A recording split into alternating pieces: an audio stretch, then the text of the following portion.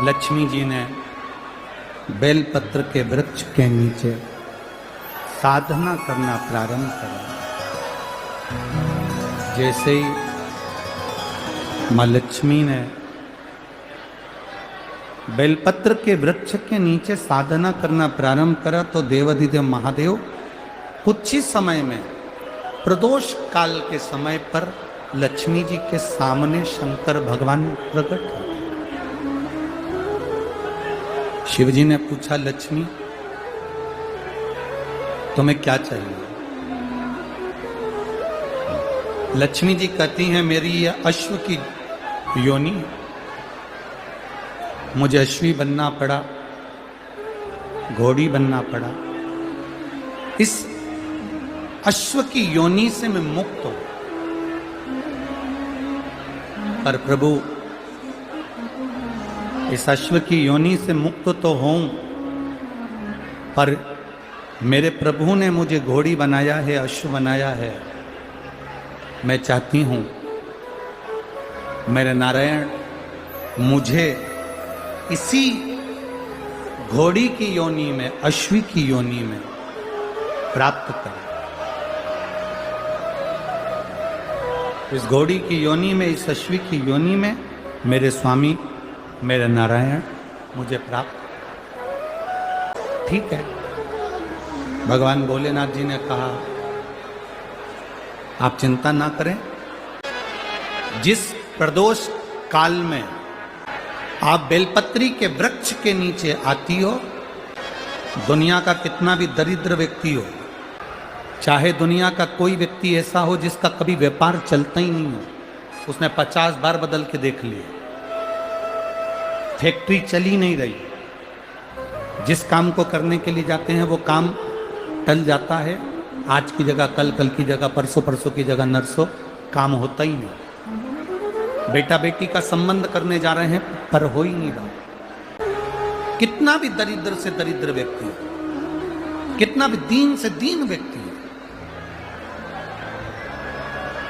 एक नियम वो अगर अपनी जिंदगी में बना ले, प्रदोष काल में, प्रदोष के समय पर बेलपत्री के वृक्ष के नीचे एक बार जाकर नमन करना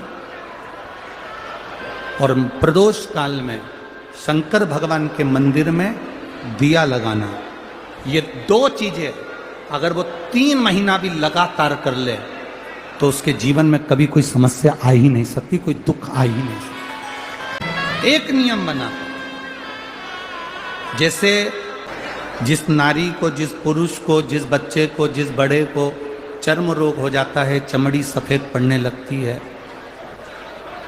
जब चमड़ी सफेद पड़ने लगती है, चर्म रोग जैसा जब हो जाता है या चर्म रोग उसको घेरने लगता है, चमड़ी जब सफेद पड़ने लगे या चमड़ी काली पड़ने लगे या चर्म रोग सोराइसिस जैसी बीमारी तक के लिए है। बेलपत्री के वृक्ष के नीचे की मिट्टी, बेलपत्री के वृक्ष के नीचे की मिट्टी, उसको जिस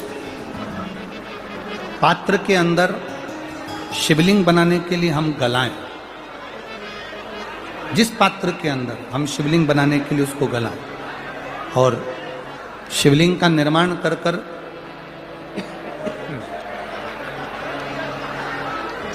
हम बेलपत्री के वृक्ष के नीचे उसका पूजन करें, उसका विसर्जन करें।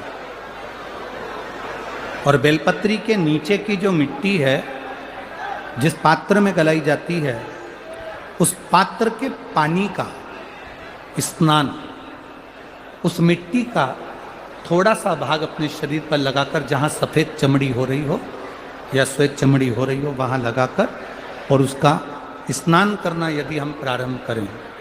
परंतु प्रदोष जैसे अपन शंकर भगवान के मंदिर जाते हैं, दर्शन करते हैं, पूजन करते हैं, उसी तरह बेलपत्री के वृक्ष के नीचे की मिट्टी को गलाकर हम शिवलिंग का निर्माण करते हैं।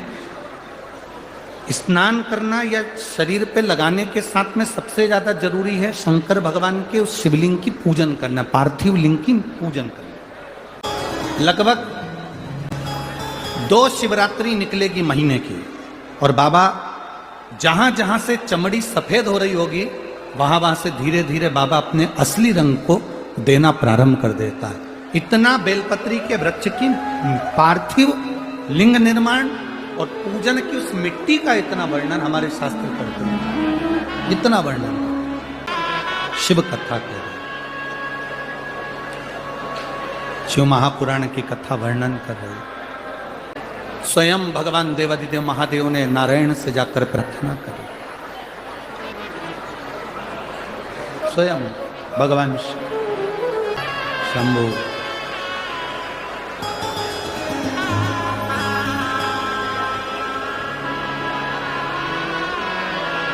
स्वयं भगवान शंकर ने नारायण से जाकर प्रार्थना करी कि माता लक्ष्मी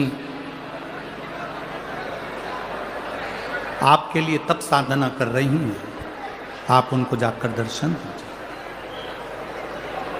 भगवान नारायण शिव जी के कहने पर जाने लगे। भगवान शंकर के कहने पर भगवान नारायण जाने लगे, पर भगवान शिव जी ने भगवान नारायण को रोका।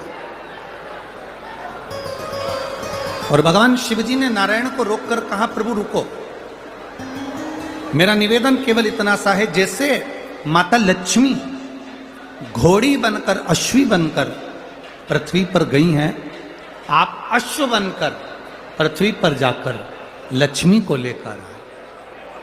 भगवान स्वयं नारायण अश्व बनकर पृथ्वी पर जाते हैं और लक्ष्मी जी को लेकर आते हैं।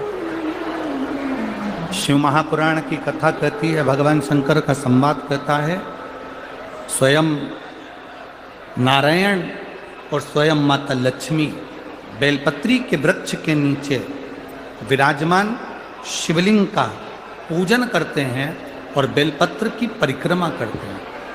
जैसे ही उन्होंने बेलपत्र की परिक्रमा करी, शंकर भगवान वहां सम्मुख में जब आते हैं तो नारायण और लक्ष्मी जी भी अश्व की योनि से छूट जाती हैं और नारायण भी अश्व योनि को त्याग कर नारायण लक्ष्मी बनकर वैकुंठ का निवास करने लगते हैं। स्वयं